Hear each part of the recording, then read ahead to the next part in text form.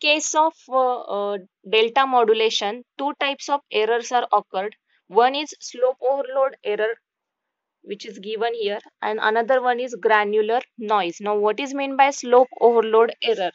So it is the case when your input signal is not changing rapidly with the time. ठीक आहे. So हा काय आहे, एकदम स्मॉल चेंज आहे आणि there is a larger difference between your approximated signal and original input signal is occurred. In that case, what happens, your approximate signal will not able to follow the input signal. ठीक आहे. याच्यामध्ये काय झालंय, मग त्यामुळे खूप gap generate झालाय. So हा लार्जर गॅप इंडिकेट काय करतो, that this is the slope overload error where the slope of your input signal is maximum. ठीक आहे. स्लोप काय झालेला आहे, इनपुट सिग्नलचा मॅक्झिमम असतो. त्यामुळे काय होत आहे, तुमचा अप्रॉक्सिमेटेड सिग्नल जो आहे, स्टेअरकेस सिग्नल स्टेप साइज वाला, हा काय करतोय, हा याला फॉलो करू शकत नाही. It is not able to follow this input signal. Generally जर तो इक्वल असेल, म्हणजे त्याला तुमचा स्लोप जो आहे तो मिनिमम असेल. समजा एखादी साइन वेव्ह मी दाखवते. समजा असं आहे, याच्यामध्ये काय, इथून मी इन्स्टंट स्टार्ट केलेला आहे. ठीक आहे.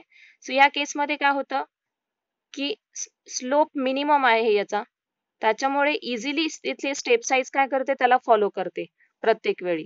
सो इथे काय होतंय, एरर जो आहे तो ऑलमोस्ट निग्लिजिबल आहे, कमी एरर आहे, मायनर एरर आहे. बट या केसमध्ये काय झालंय, दोघांमध्ये जो गॅप आहे तो मॅक्झिमम आहे, just because your approximated signal not able to follow the input signal because input signal is having maximum slope. ठीक आहे. सो आता समजा मला हे मिनिमाइज करायचंय, हा एरर रिमूव्ह करायचा आहे. तर रिमूव्ह करायचा असेल तर मला काय करावं लागेल, याचा स्लोप कमी करावा लागेल. आणि अशा सिग्नलचा जर मी स्लोप कमी केला, तर स्लोप कमी केला म्हणजेच काय, सिग्नल ऑलमोस्ट कॉन्स्टंटला जातो, जसा मी आता ड्रॉ केला होता या मॅनरने. ठीक आहे. जेव्हा मी असा सिग्नल ड्रॉ करते, याचा स्लोप कमी झालेला आहे, त्या केसमध्ये इथे काय मिळते मला, ग्रॅन्युलर नॉइज. ठीक आहे.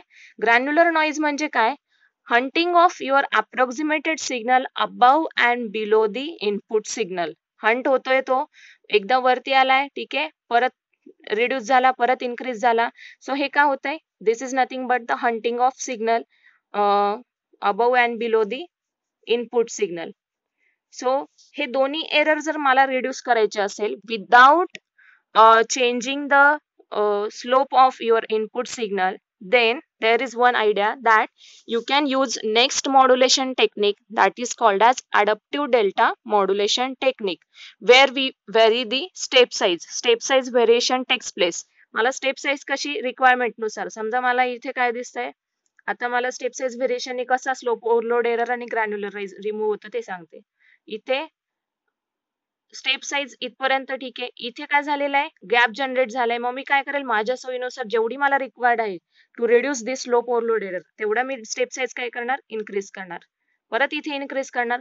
बट जेव्हा मी इन्क्रीज करते, इथे काय होतं, मग somewhat granular noise is obtained. So slope overload error can be completely minimized with the adaptive delta modulation, but you get somewhat granular noise in case of adaptive delta modulation. ठीक आहे. So हे आहेत, म्हणजे somewhat granular मिळते, all time granular noise मिळेलच असं नाही, काही कंडिशन मध्ये जिथे तुमचा इनपुट सिग्नल ऑलमोस्ट कॉन्स्टंट असतो. ठीक आहे. सो ह्या केसमध्ये जसं इनपुट सिग्नल ऑलमोस्ट कॉन्स्टंट आहे, त्यामुळे तुम्हाला इथे काय मिळाला, ग्रॅन्युलर नॉइज मिळाला. आणि इथे स्लोप ओव्हरलोड एरर काय मिळाला, because slope of your input signal is maximum, hence you get the slope overload error. ठीक आहे. सो हे होतं तुमचं simple regarding the noise present in the delta modulation technique and which can be eliminated with the help of adaptive delta modulation. ठीक आहे.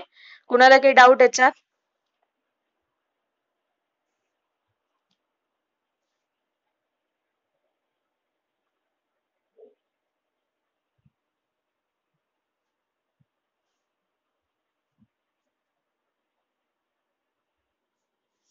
So whatever the error present in the delta modulation can be minimized with the help of adaptive delta modulation. ठीक आहे.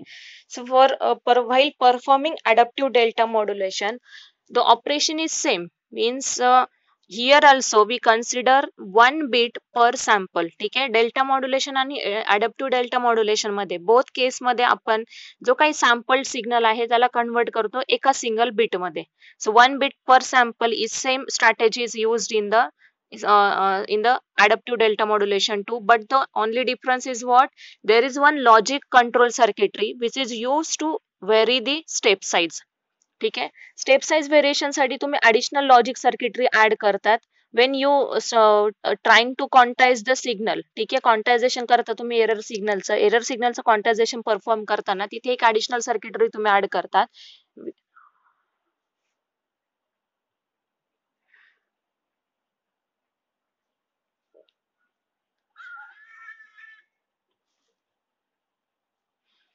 So या additional सर्किटरीचा use कशासाठी असतो की जसं जसं तुमचा सिग्नल येतोय त्या सिग्नल नुसार तुमचा जो काही स्टेप साईज आहे ती चेंज होत असते. म्हणजे काउंटरचं जो असते व्हॅल्युएशन ती काय होते, आयदर इन्क्रीमेंटल और decremental depending upon the value.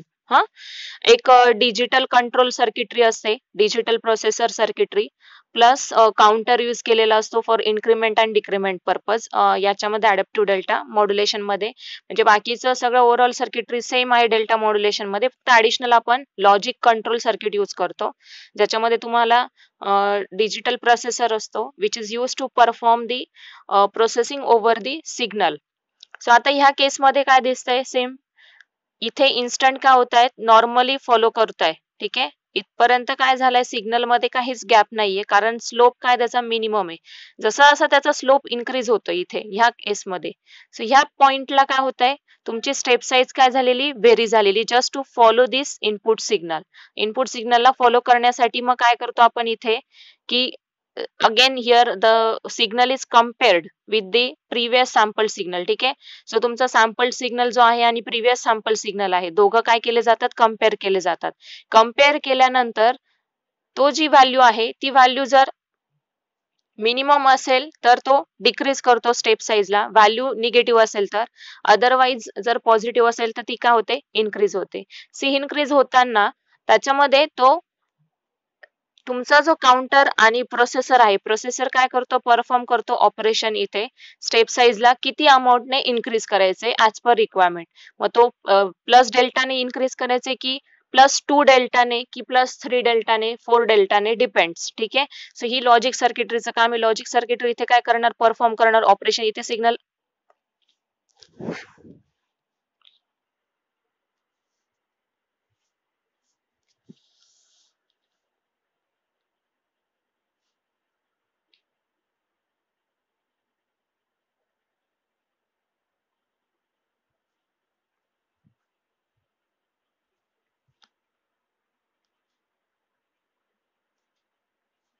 So adaptive delta modulation मध्ये मी सांगितलं की logic step size control circuitry असते ज्याच्यामध्ये तुम्ही लॉजिक स्टेप साईजच्या कंट्रोल सर्किटरीचा यूज करून तुमची स्टेप साईज काय करू शकता, व्हेरी करू शकता depending upon the error signal generated. ठीक आहे.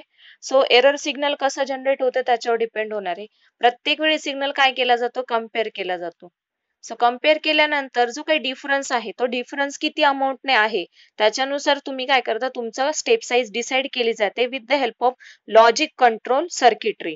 हा क्वांटाइज सिग्नल करण्याच्या आधी तुम्ही काय करतात, त्याला स्टेप साईज एक डिसाइड करता, प्री डिसाइड करतात, व्हॅल्यू डिसाइड केली जाते ती किती डबल करायची, ट्रिपल करायची की 4 टाइम्स इन्क्रीज करायची.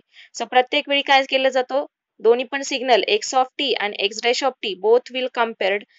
Whatever the compared signal which is nothing but the error signal is passed through quantizer and the logic circuitry where the value or the size of step size is decided. ठीक आहे. So मग size कशी decide केली जाते, जर error signal आणि तो काही एरर सिग्नल आहे तो खूप जास्त जनरेट झाला म्हणजे जरी तो एक्स ऑफ टी आणि minus x dash of T असेल, हा डिफरन्स पॉझिटिव्ह जरी असला पण तो मॅक्झिमम असेल, हायेस्ट असेल तर त्यानुसार स्टेप साईज काय केली जाते, इन्क्रीज केली जाते. सो या इन्स्टंटला काय होतंय, दोघांमध्ये खूप थोडासा जास्त गॅप जनरेट झालाय.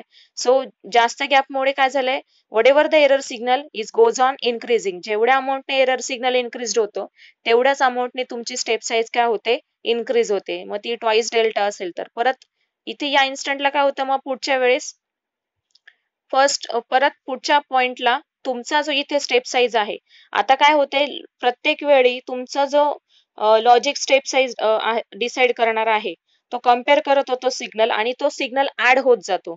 हा, ऍड होत जाताना काय होतंय, जर प्रिव्हियस इन्स्टंटला इथे ट्वाइस ऑफ डेल्टा आहे, तर पुढची स्टेप साईज जेव्हा ती इन्क्रीज होते, त्यावेळेस तो काय करतोय +1 ने समजा इन्क्रीज केला त्याने, +1 ने इन्क्रीज झाला म्हणजे काय झाला तो +3.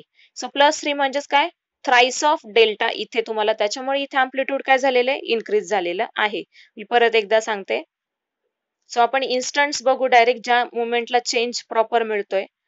सो इथे काय दिसतंय बघा, या इन्स्टंटला तुमचा स्टेप साईज काय झालेली, ट्वाइस ऑफ डेल्टा आपण अजून करू. दिस इज ट्वाइस ऑफ डेल्टा और ट्वाइस ऑफ डेल्टा, या मानाने कसं लिहा. सो हा ट्वाइस ऑफ डेल्टा आहे. पुढच्या इन्स्टंटला जेव्हा सिग्नल कम्पेअर होतो, एरर सिग्नल जनरेट होतो.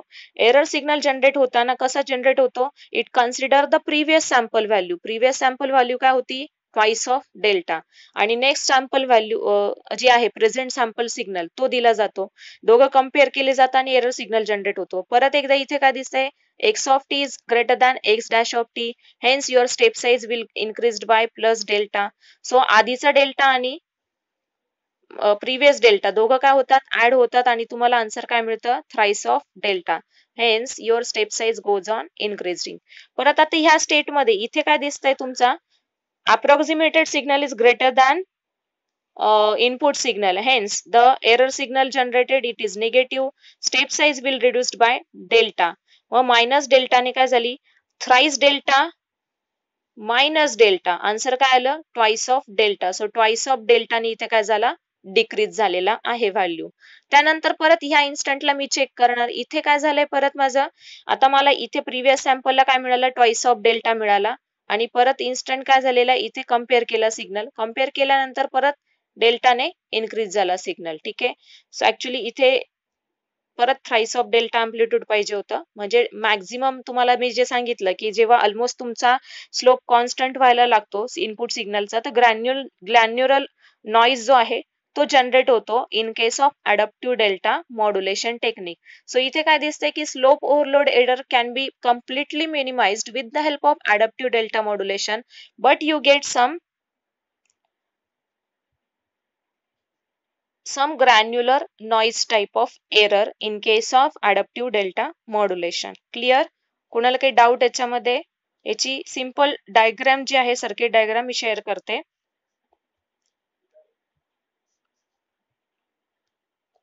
सो या डायग्राम मध्ये मी सांगितलं सेम जे आहे सर्किटरी सेम असते तुमचा, जसं डेल्टा मॉड्युलेशन मध्ये प्रिव्हियस सॅम्पल आणि प्रेझेंट सॅम्पल कम्पेअर केले जातात, एरर सिग्नल जनरेट होतो, एरर सिग्नल वन बिट क्वांटायझरला देतो, तिथेच तुमचा एक लॉजिक असतो फॉर स्टेप साईज कंट्रोलिंग.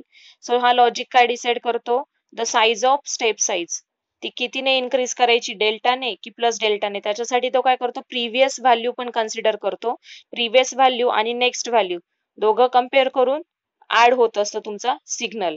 मग तो ट्वाइस डेल्टाने इन्क्रीज होतो किंवा ट्वाइस डेल्टाने मायनस पण होईल किंवा थ्राइस डेल्टाने इन्क्रीज होईल आणि डेल्टाने डिक्रीज पण होईल, depending upon the error signal generated at the on the comparator output side. Clear? So हे सिंपल आहे, सगळं जे मेजर काम आहे परफॉर्म केलं जातं with the help of logic circuitry which is used in the adaptive delta modulation. ठीक आहे.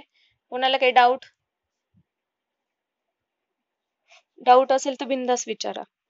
याचे ऍप्लिकेशन्स जे आहेत ते speech recognition, voice notes recognition मध्ये यूज होतात. काही रिसर्च सेंटर्स मध्ये पण डेल्टा मॉड्युलेशन आणि अडॅप्टिव्ह डेल्टा मॉड्युलेशन यूज होतं. ठीक आहे. हे त्याचे ऍप्लिकेशन्स आहे. कंपॅरेटिव्ह पॉइंट्स जर स्टडी करायचे असले डेल्टा मॉड्युलेशन आणि अडॅप्टिव्ह डेल्टा मॉड्युलेशन मध्ये, तर काय दिसतं, in case the use of logic circuitry it is present in the adaptive delta modulation but absent in the delta modulation. आता comparison point म्हणजे similar points पण येतील. Feedback is present in both cases. Okay. Then step size is fixed in case of delta modulation while it is variable in case of adaptive delta modulation. Slope overload error and the granular noise type of error occurs in the delta modulation, while in case of adaptive delta modulation we can observe only granular type of errors. ठीक आहे. Slope overload error is minimised with the help of adaptive delta modulation circuitry. समजलं?